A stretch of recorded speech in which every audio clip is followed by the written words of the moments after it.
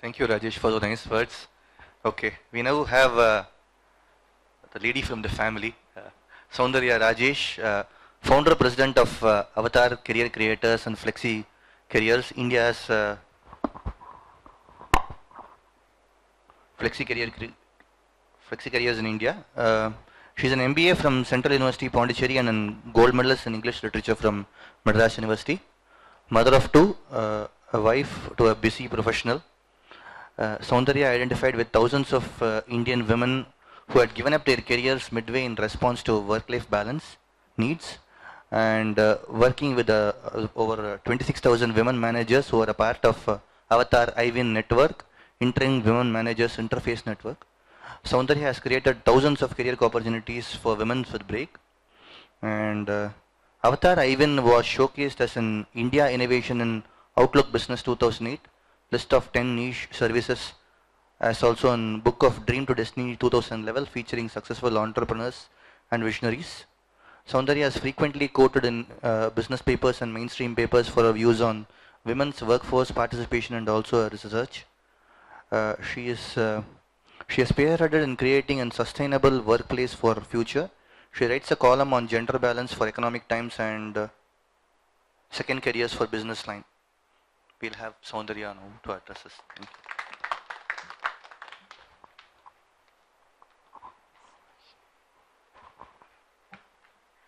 To quote Rajesh's retail point, I think this is buy one, get one free. You have got Rajesh and I followed. So it's a pleasure being here this evening. Thanks for inviting me, Subhash, and thanks for giving me an opportunity to share the story of how we began creating something that didn't exist 20 years ago when I was working. So I'll have to do that whole, this thing back in time and take you back to the early 90s when I passed out of college. Along with Rajesh, we were batchmates in college too.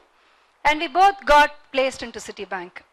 You might think that some of the things that I'm saying now is not very good for my family harmony, but I still will go ahead and say those things. So we started off our career together, and we had decided to get married, which was a good thing. We are still married. So we said we would go ahead and then get married, and then we got married soon after after I joined. We were working together, and then it was after I had a child that suddenly I felt as if I had become an island. And this whole thing of what we say about the girl child in India, we initially had this thing of there was this big drama about saving the girl child. There was a movement which said let's not kill the female fetuses and let's save the girl child and all that. That was successful. And then you had the next part, which was that let's educate the girl child. So, girls were educated, and, they got into the IITs and the IIMs, and they got into multiple different institutions and everything. And yes, they started doing very well. But after that, what?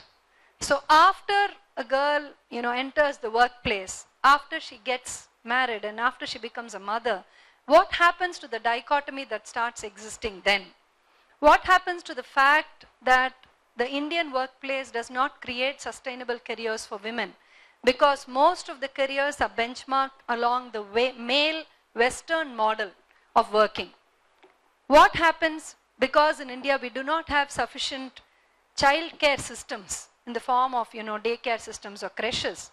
Take my own case. When I had my child and I was thinking of after my maternity, thinking of going back and all that, and when I was discussing with my own mother, not my mother-in-law, my mother, note the point. Okay, so when I was talking to my mother about, wanting to get back, and I was saying that, probably maybe I should consider a daycare center or something. To my mother, what she heard was that I was leaving my child in an orphanage. That's what she felt it to be. She felt that, the fact that in good homes, mothers take care of their children at the cost of their career. Yes, maybe. So then what are we really creating? We are then looking at women abandoning their careers halfway at great loss, not just to themselves, to their families, and to the country. So this is the problem that I faced as a mother in the year mid-90s, in the year 1993-94. So I went on to then, went on this big utopian search for an organization that would offer flexibility or part-time working. And to my shock and horror, I didn't find any. So people would, I would make it in the interview, and when I would say that I have a baby and I need to look after and I want a part-time or a flexi-time job, that would be the deal breaker.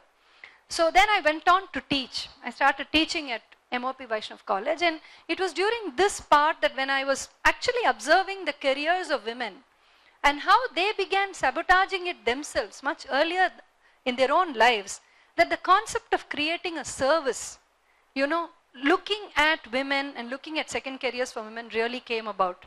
And it was actually Rajesh who pushed me into the whole thing of entrepreneurship, saying that, I think you have a good idea and you should just go behind it. But if you were to really look at the advent of the Indian woman professional in the Indian workplace, it's somewhat like this. Back in the early 90s, a lot of industries sort of came about which lent themselves to hiring more women. So you had what is called as the LPG happening, liberalization, privatization, globalization. So with the advent of this, you had many industries, knowledge economy industries, you had service industries, which all provided very good avenues for careers for women. So you had a large number of women actually joining the workplace. And this was the time when India saw the largest influx of women into the workplace, which was in the mid-90s. But very soon, and we don't have attrition numbers for those years, but we do have attrition numbers for now because we began tracking it proactively. We know that 1 out of every 5 women quits due to a work-life imbalance reason. So what has typically happened? We have created a demand whereby more women can enter the workplace, but the workplace is not sustainable for them to continue their careers. So which is why the representation of women's workforce participation, if you were to put it pictorially or diagrammatically, it takes the shape of a pyramid. You have women entering at about 44%. I'm sure in all of your organizations, and I know for a fact that Cognizant too this is true, you have almost equal numbers of women and men joining at the entry level. And I know for a fact that some of your women entrants are really bright kids, very bright girls. So it's about roughly 44% if you take Indian representation. And then what happens? So they reach that middle level, and at that point of time it's roughly in the range of about 26 to 28%. And then it goes up, shrinks further. At the CXO level, it's down to about 8%. And then if you look at the boardrooms are really lonely places for women. Only 3 out of every 100 board members are women. So you have this whole shrinkage happening right through, where women constantly drop out of the workplace. The benefit of having more women in the workplace is not just about diversity. It's not just about the fact that, diversity means better inculcation of ideas, better access to knowledge, better, harvesting of thoughts and ideas. It's not just about that.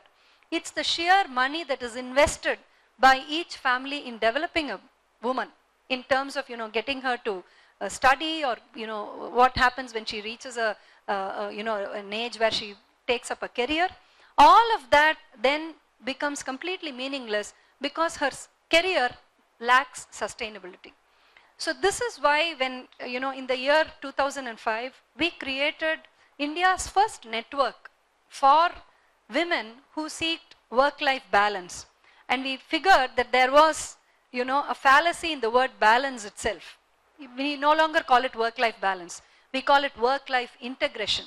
Because the minute you say balance, immediately the thought is that one should go up for the other to come down.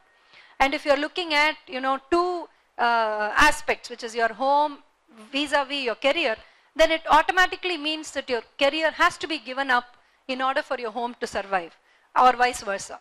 So we call it work-life integration. So we started off as a very small community of about 200 women who were looking at work-life integrated careers. And the first thing that we did was we went to organizations and told them, hey, you know what, there is this set of women who have work experience, who've already been in the careers, and who have taken a break for all the right reasons. They have not quit because they wanted a better job or they wanted more power, position, prestige, or pay. They quit doing the right thing. They quit because they needed to be there for their children and their families. And it's not always just only child care. It's also elder care in many reasons. So elder care is an equal, sort of a reason that many women have to quit their jobs.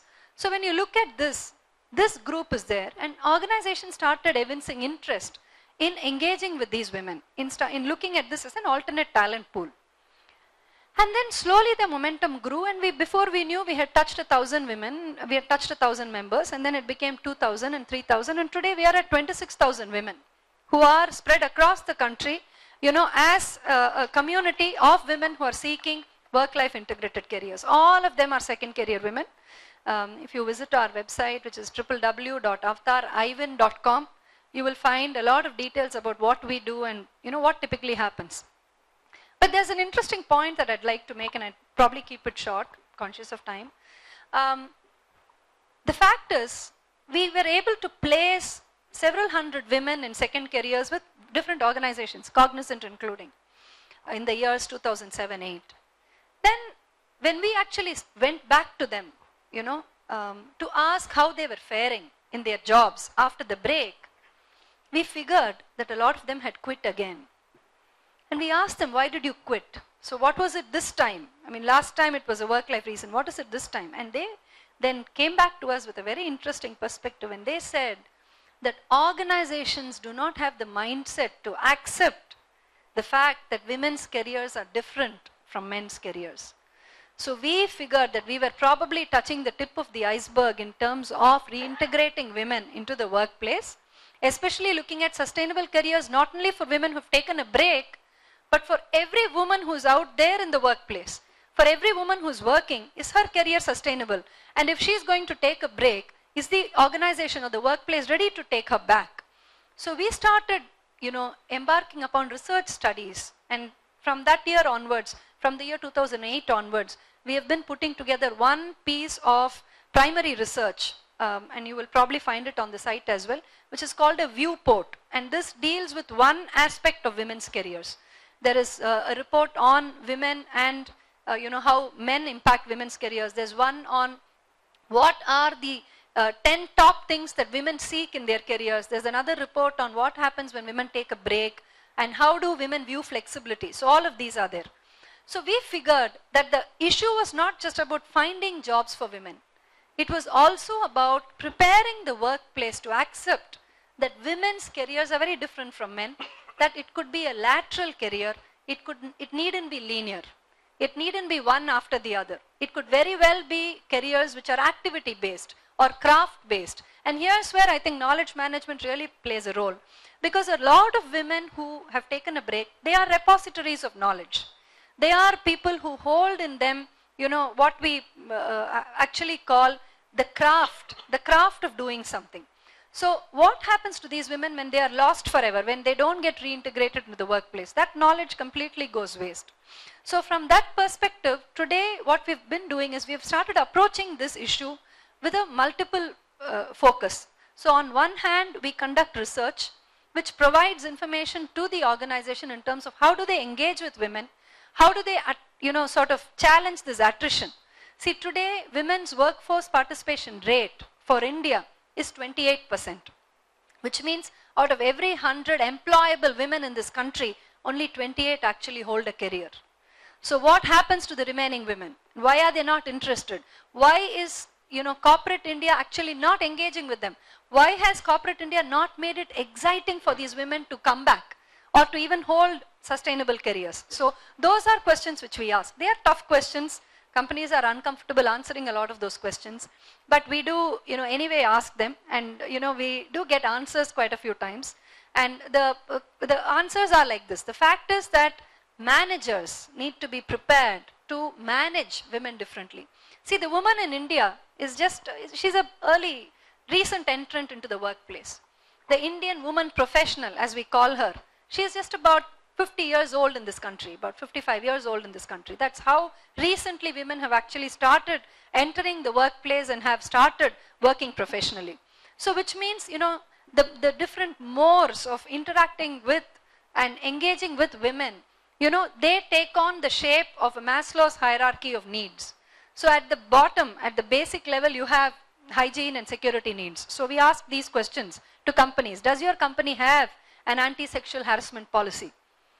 At the very basic level, do you provide security for the women who are there in your organization? The next level, do you have separate toilets for women? If you do, what is the per capita toilet numbers? Do you have enough toilets for the large numbers of women who are joining? At the next level, do you have a proper maternity leave? Do you have the best in class 6 months paid maternity leave?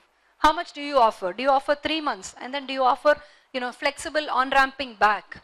Do you help women with that? Do you help them stay in touch with their area of expertise while they are still on the break? Then do you offer flexibility to women, you know, who have taken a break and who want to come back? Do you actually even tap into the pool of women who will only work flexibly, who do not want to work full-time or part-time? You know, so do you do that?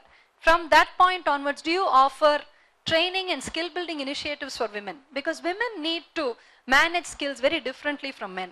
For instance, one of the biggest things that we get asked, and we run, you know, skill building initiatives for women. In fact, one of the most successful skill building initiatives that we've been running now for the past 3 editions is something called the Segway sessions. Now, the word Segway is an interesting word. It's a musical word. It comes from the opera. The Segway is nothing but transition. It's that linking music which connects 2 main parts in an opera. So we call this period of transition that a woman undergoes. It could be anything. It could be from being a mother to from being a single woman to becoming a married woman, from being a married woman to being a mother, to become, you know, to probably dropping off the career, to coming back again. So all these interludes are called segues. So we address women through this thing called the Segway sessions. And in the Segway session, it's usually a 1-day skill building initiative. And one of the biggest issues that we face there, it's not about technology, it's not about technical expertise, it's not about the hard things. It's about softer aspects that a woman goes through, things like guilt, for instance. I think, you know, guilt is an ailment that women suffer from maximum. And more than anything else, I think Indian women suffer from it to the largest extent. So you have many careers which have become, you know, victims of this guilt phenomenon. So we actually address it. We ask them, why do you feel guilty? What is the origin of that? So these kind of skill building initiatives are very critical for women, you know, in any organization. So from that perspective to actually having a mentor. And today we have moved away from the whole perspective of talking about a mentor to talking about a sponsor. So in what way is a sponsor for a woman professional different from a mentor? A mentor is someone who guides you and who tells you this is what you need to do and this is how you should navigate the organization. But a sponsor is invested in you. A sponsor looks at your success as his or her success. So that is why we now are encouraging the whole concept of sponsoring vis-a-vis mentoring. So these kinds of things. So we started asking organizations about what they would do to increase the number of women who were retained in their own companies. So it's not just about, you know, finding channels or finding ways to get women back into the workplace. It's also about how you are able to retain the women professionals in your own organization. So the many challenges that we have faced in this whole journey, that of creating flexible careers, that of creating an awareness in the minds of the organization that, you know, they need to look at women differently and they need to start viewing the careers of women differently, have been multifold. I mean, we've had, you know, interesting experiences where the boss of a, you know, a person, CXO of a company, which, you know, is an old age economy industry, and we went and spoke to him about the benefits of flexible working. And he said, are you actually saying that I will stay in the office throughout the day and my subordinate will go home half a day? Then he said, no, you also have the choice to go home half a day if you want. But yes, the whole point of flexible working is that, you know, she chooses the time and space when she works. And this has now become gender agnostic. So the whole point of flexibility, and we created a product for it, which we call Flexicurity, which combines performance security for the organization and career security for the individual. So we call it Flexicurity. And this suite of processes and systems which we offer organization, surprisingly it turned out that there are an equal number of men who are looking at flexibility as a way of working. And you were just mentioning about it when you said that many people are working from home today, your colleagues. And it's very easily implementable in the knowledge economy space. It's very easily implementable in knowledge industries because A, you are already sort of prepared for it by having the equipment and everything. And B, the kind of work that you do is quite, lends itself very well to being performed flexibly. So this whole concept of a mindset of presenteeism, as we call it, fact that there has to be a warm body at a desk and that equals working.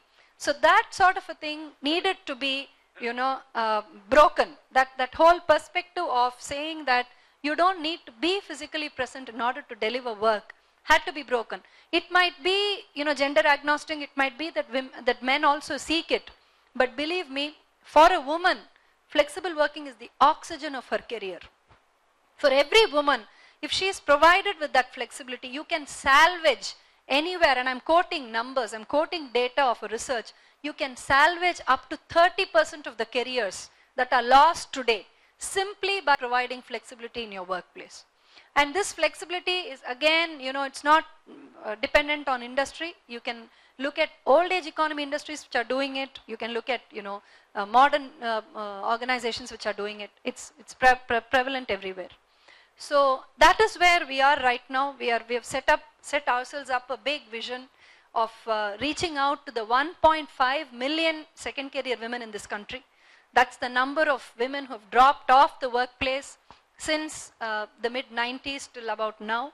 And that's the number of women that we hope to touch, we hope to impact. And if we would consider ourselves, very, very successful if we are able to resurrect a part of those careers, because these are all interrupted careers, and these are all interrupted careers for the right reasons. And we just did a quick math, just back of the envelope kind of math. If every one of these women, these 1.5 million women in the Indian economy were to earn nothing more than just 1 lakh rupees per annum, 1 lakh rupees per annum, if they were to earn, we are talking about a staggering 150 billion increase in India's GDP. So this is the power of the numbers that we are talking. This is the kind of, numbers that we are talking. And, what we are doing is we are probably, a lot of people tell me, you don't have any competitors, you're alone. And I miss that. I miss the fact that we don't have competitors. We want competitors. We want more people coming and saying the same thing. We want more people talking about the fact that women need to have sustainable careers. We don't want to be that, lone voice which keeps talking about it at every opportunity. But then I welcome opportunities like this, where I'm able to share a few thoughts about what really, is happening. And this is something very relevant because it also means that it's not just about your wife or your girlfriend that we're talking. We're also talking about your daughters. We are talking about the kind of future that we are creating in this country. We are talking about the fact that tomorrow the needs of women are going to be even more complex and even more different than what it is today. So from that perspective, I hope it's been a bit of food for thought for all of you. And for more details, you can always visit our website, like I said, www.avtarivan.com. Please also connect with us on Facebook. We have 2 pages. We have one on AVTAR Ivan itself, which speaks about what's happening in that space, and another interesting one on Flexi Careers India, which speaks about what is happening with regard to new ways of working. So how do you work differently? How do you work smart? And that is not something that's only restricted to women.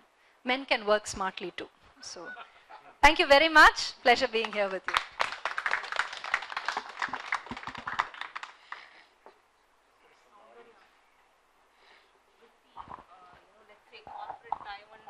Companies like TCS or Infosys, Cognizant, have we tried, talking to them, saying that we can, like a contractor maybe, since you also do resourcing, have we tried something like that for women in specific? That's all we do. That's all we do. So we constantly go to organizations like you. We constantly go to IT companies and we suggest to them that here is a large group of women who you can, look at as either a... So how open have they been? Or how much, or who are your top client in this whole perspective? Okay. I promised my team back at office that I will not say anything controversial today. Especially having been invited I will. Let me put it this way. Among the organizations that we work for, IT companies are the least.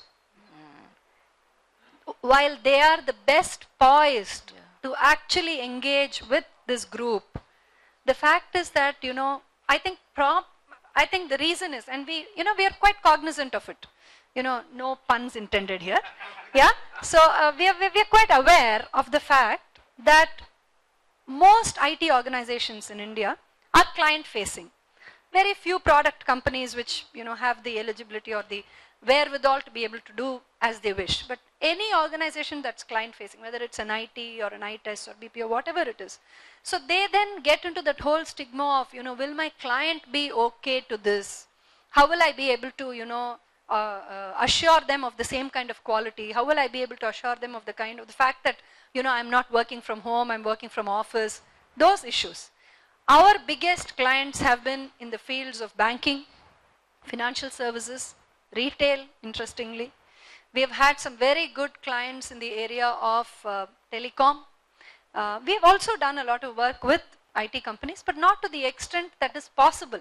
The appetite of IT organizations, and I was recently at a conference and I was addressing the audience, and there is this big talk about how India is facing this huge talent skill shortage, and how by 2020 India is never going to be able to face up to the kind of numbers that they're looking. And here is a pool, here is this group that has the kind of knowledge that you want. What are you going to do to leverage it?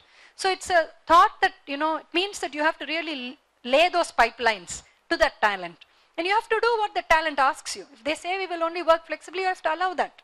Or if they say that we will only work during these periods. For instance, there are over 9 flavors of flexible working that are available. When we work with organizations and we help them flexidize and unbundle the jobs, we offer them a bouquet of about 9 to 10 flavors of flexible working. There is something very interesting called term time working, which many women prefer. What it means is you work sort of alongside the timings of your child. So you go to work when your child goes to school, you take off on weekends, you take off the summer months. So you are practically doing everything that you want to do for your child while still working. This is very popular in the UK. So this is again a flavor of working that companies can explore, and it's going to be, the future of work is completely different from what we see it. They imagine, when people are talking about the way work is going to take shape, the future of work is imagined as a big hive where people come and access to a place to work only when there is a need. And the whole thing of work being a place vis-a-vis work being something you do is the dichotomy that's going to happen in the future of work. So, yeah, so this is the way it is. We are hoping, we've had a discussion with a very large company very recently. We are also giving them the benefit of doubt that maybe the market is such that they don't want to experiment at this point of time. But we've been giving them many, many benefits of doubts like that for a long, long time. So we are hoping that they wake up to the reality and begin seeing what's happening. And the best joke is this: whenever I go and meet a big, CXO of an organization, and we pitch and we say, this is what it is, and why don't you look at it? The first thing I hear from them is, you know what, my wife is also like that. Would you be able to give her a job? So you know the truth, it's staring you right in the face. Your wife is that. And it's like what David Ogilvy says, the customer is not a fool, she's your wife. Same way, the eye winner is not a stranger, she's your wife. It's your wife we are talking about. So, and everybody, they immediately say, I can totally identify with it. Because my wife took a break, when my children were born, and, she's brilliant at law, and she's now trying to come back, we don't know what to do. So what are organizations like yours doing then? Shouldn't there be a way in which this whole, this talent pool is actually brought in back? And it could mean all the difference between success and failure, or success and mediocrity, isn't it? So, long answer to your short question. Yeah. Yes? I don't know if this is the space I should enter, but still, I'd like to offer my 2 cents. I fully empathize with this context. I've heard so many different stories and concerns and issues coming out of this, so I fully understand what you have said. For instance, recently I heard from a friend in a neighboring switch company on OMR, a lady had asked, she was pregnant. Because of the Indian context, she really didn't want to explain the details to her lead, her manager, and say that this is the reason why she's asking for a cab drop. But it was 5 o'clock and she urgently needed to rush to the hospital for an urgent treatment. And she was asking for a cab drop. Said, it's 5 o'clock now, the company cabs are available, the buses are available, you take that. But that completely defeated the purpose. She took a bus and then she took another bus and reached the hospital and barely managing to sustain and stand on two legs and reach home safe. It was a very precarious situation with more finer details. So I'm really kind of sort of, I was really incensed when I heard this and said that, and next day the manager was reminded that that cab drop facility should have been approved at an instance, and it was seen as what you would call gender agnostic and gender unfriendly. So I fully understand there are so many tiny situations like this. But I think the critical line, the critical expression you used is mindset of organizations.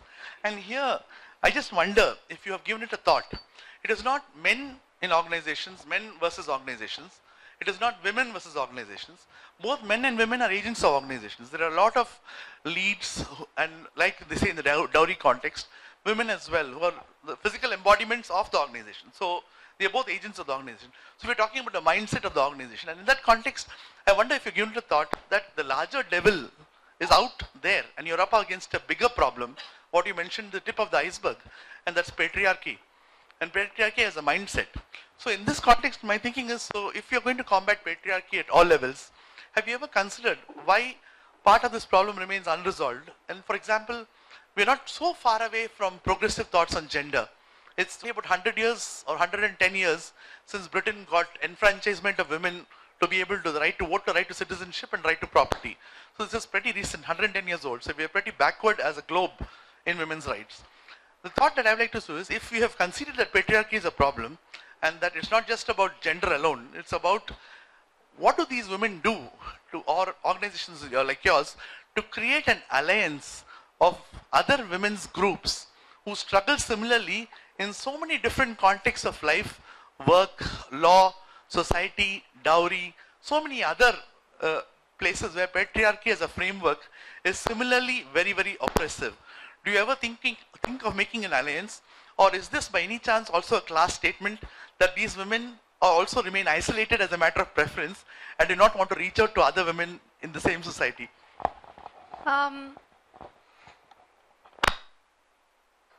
I'll answer this question in two parts. The first part is with regard to, even accepting the fact that second careers for women or a career for women is an important deal. So, from that perspective, let me, share with you what happened when we were, actually attempting to access some funding for our own organization. And we approached this very, very large, world famous, funding institution, which actually funds social enterprises like ours. We are a social enterprise. We are a clearly categorized social enterprise. And so the thing they asked us, does your program provide livelihood? We said yes. Does it create jobs? We said yes. Then they said, but these are only the second earners of the family, right? They are not the primary earners. So what do you have to say for that? The fact is that the focus is, there are far more pressing issues than trying to, create a second career for a woman in this country. I fully agree. I think in one of my columns in the Economic Times, I even wrote that the Prime Minister, while he was addressing, people on the Republic Day, he actually spoke about flexible working. And he spoke about the fact that, Indian women need that much more than their Western counterparts. So for having flexible working even figure in the Prime Minister's speech is a big victory for us. So from that perspective, I think what you're mentioning about whether, would we be able to link up with other groups which are facing the similar issue of patriarchy, I would not entirely agree if that would be of use to us, because these are very different issues. See, and let me also say that our target today, especially today, is the tier 1, tier 2 urban woman professional. We have not yet reached the hinterlands of India. We have not yet reached rural India, where, how do you handle patriarchy, or how you actually manage to really work against a very stiff sort of masculine dominated system is very prevalent. That's not the issues our women face. In fact, let me even share with you that, as Sheryl Sandberg says, and in fact today I've posted on Facebook about that the best career decision a woman can make is her choice of spouse. That is what Sheryl Sandberg says. Sheryl Sandberg is the CEO of Facebook. She says that the best career decision a woman can make is her choice of a spouse. So from that perspective, a lot of the women who come back for second careers, they have to first of all tackle this whole thing of gaining acceptance in the home front for them to be able to come back. That's the first issue that they. So we conduct programs, we conduct sessions where we address the husbands of women and we ask them, what is it that you're really looking for? What are your objections to this? How do you actually work together with women? So from that perspective, we don't look at men as, we don't take an adversarial position at all. We believe that, women are early entrants, recent entrants. So there's a long way to progress. And we need the support of every man that we can find. So from that point of view, we have not thought of this alignment. The second way I would like to answer your question is, a lot of women today are themselves in a quandary when it comes to, coming back into a career after childbirth. Now the issue or the reason for that is, India is the country, and there is statistics to prove this, where children remain children for the longest period of time. In other countries around the world, you have children who are treated as adults or given the adult status when they are 16 and a half or 17. Here it is 18 and a half. Now, I will not say whether that's good or bad. I think it's pretty good. I mean, my son is 20 and I still completely mollycoddle him even today. And I think it's a question of your, the way you focus on it. But the hidden message there is the fact that society expects women to complete their mothering and that whole process of mothering for a very long time. So things are changing. Today, in fact, you would remember, the TEDx Chennai talk where I had spoken about the different generations. The last or the youngest generation in the workplace today, which is the Gen Y, it's a universal generation. It's not unique only to India. Whereas the other three generations in the Indian workplace, they are unique to India. The Gen X in India is a different Gen X from the rest of the Gen Xs in the world. In India, we don't have baby boomers. We call them free gens. And they are a totally different generation when it comes to, the rest of the world vis-a-vis India. Similarly, we have a intermediary generation, a sandwich generation called E-gens, who are again unique to this country. You don't find that generational cohort anywhere in the world. But Gen Ys, they are the same everywhere. The same kind of, that ease with which they spend, that absolute lack of guilt when it comes to, being an aggressive consumer, that whole thing of, me first and wanting, everything and the quick instant gratification which they require, whether it's a job or something, anything that you want, that is, very prevalent for Gen Ys. Today, the women that we address ourselves to are predominantly mothers of the generation that precedes Gen Y. That follows Gen Y. So they are, undergoing some very unique challenges when it comes to mothering. And many of them are themselves the children of full-time homemaker mothers. So they have never experienced what it is, to be a mother who works and who also provides mothering. Because their mothers have all been full-time homemakers. They have not been career women. So that is the quandary that, India is typically facing now. So it's a learning process. It's not going to be something that, is going to change overnight. It's going to require many, many such discussions. It's going to require a lot of awareness that, is there in people's minds with regard to women's careers, and that's how it's going to progress. Yeah. Sorry if some of what I say hurts you, but the intention is not that. Go back, 50, 60 years ago. Yeah. I come from a village. I've seen that even today it's happening. So the era of agriculture, yes, the entire family used to work. Yes. The husband, wife, mother, grandpa, absolutely, everybody who can work, they used to work. Yes. And they work from home. True. Right? True.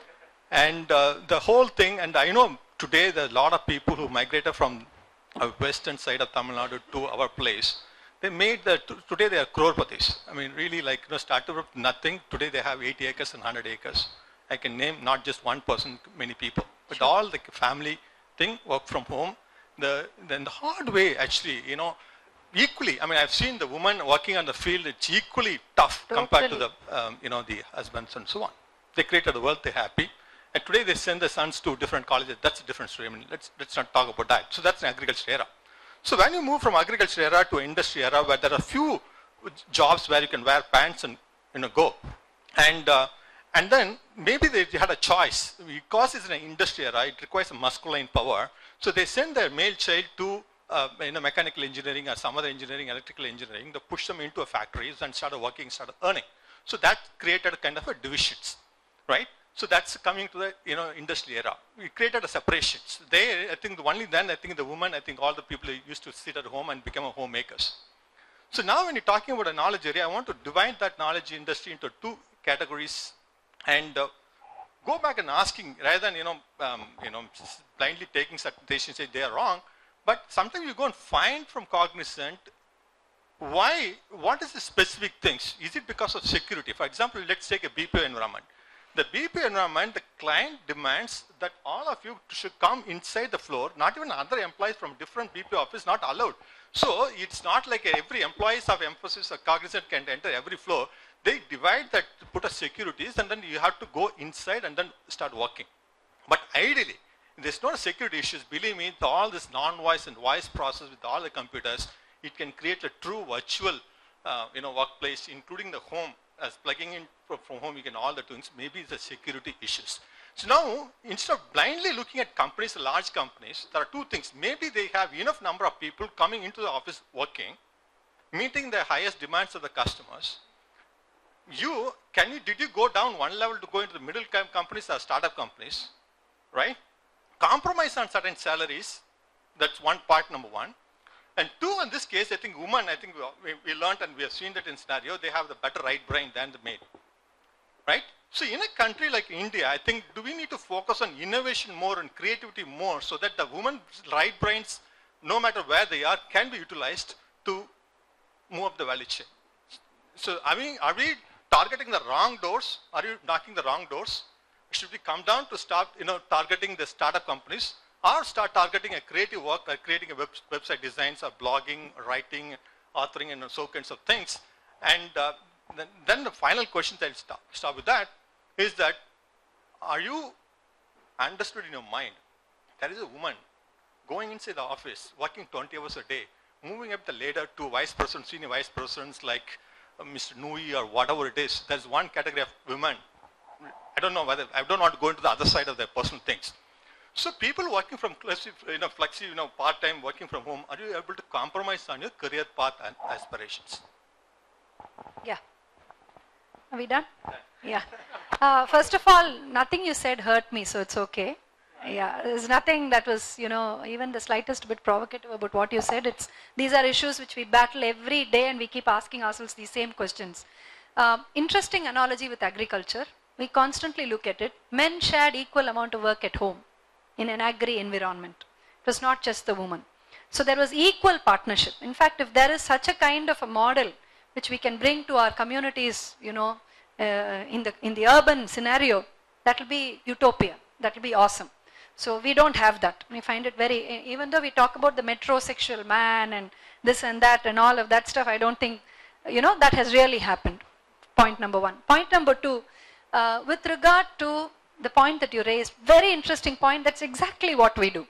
We do not look at the big companies as our targets at all. The company which has hired the largest number of chartered accountants from us over a 3-year period is a company whose name you will not know. They are a small outlet chartered accounting company which have been hiring repeatedly second career women for their projects. And the best part that they have is they have a cost arbitrage over talent. So here are they getting access to a lady who's got 12 years work experience. She's a chartered accountancy gold medalist and the office is 1 kilometer from her house. She agrees to work for them at half pay.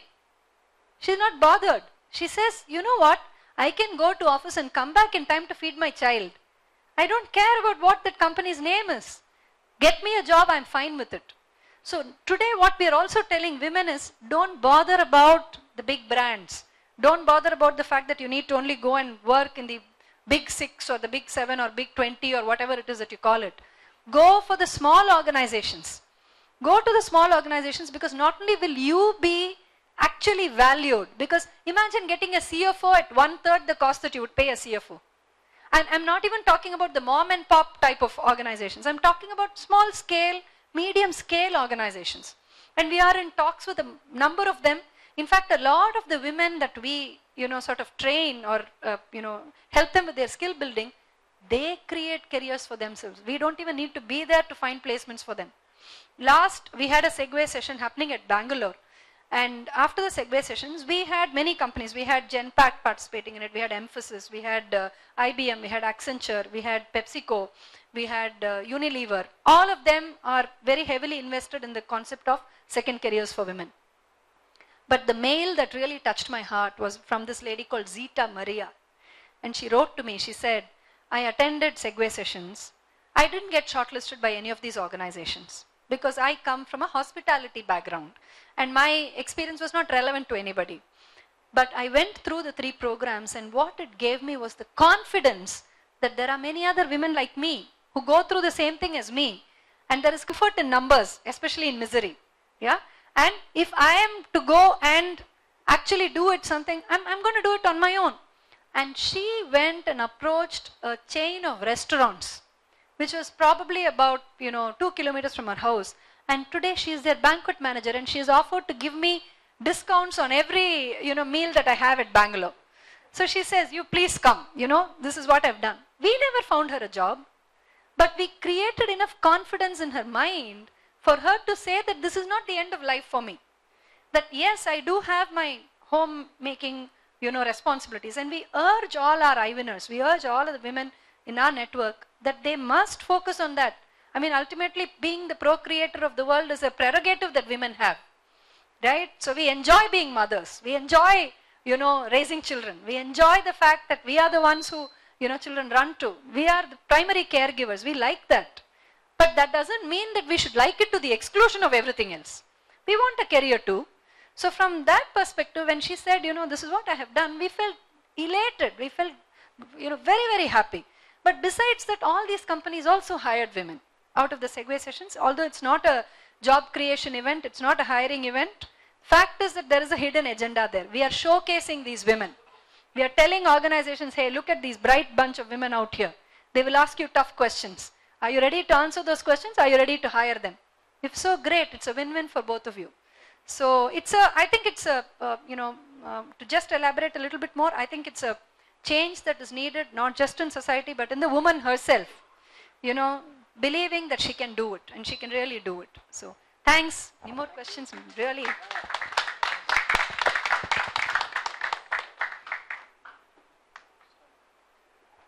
More to please give the mementos. Yeah, I think this also is buy one get one free, and the title is actually similar to what Rajesh has already written. Rajesh, please. No, it's out of the box.